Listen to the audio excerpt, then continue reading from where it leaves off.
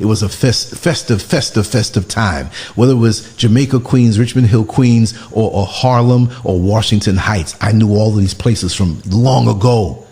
So even though some people say, oh, man, you old, I'm actually in my mind older because I remember my level of consciousness came to me much earlier because my parents fed it into me and I was aware. There was a time when I was real young, all the cars had wings on them. Them old 1950-something cars that had wings, well, they might have been only 10 years old, 15 years old, but they were around. Don't you see 15-year-old vehicles around now? So that's the world. The old men who were the barbers talking the smack about, yeah, Joe Louis would beat Cassius Clay. I remember those days. The food and the giving so freely, even if you were broke.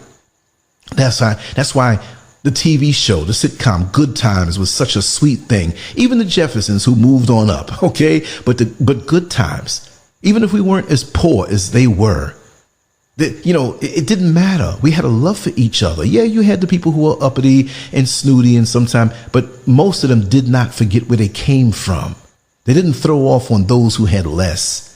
Even though we knew that they were affluent, when you were affluent, you had money, you were black back then, you weren't trying to wear your wealth on your sleeve. People were conservative. You didn't even know that these people had money, but you kind of sniffed it out, but they were dignified with it. Money didn't make them. They had grit. They had to work to get to where they were. They had culture. They had love. They had family, and family didn't mean just DNA sharers. Family was a deeper thing than that. It was a spiritual thing.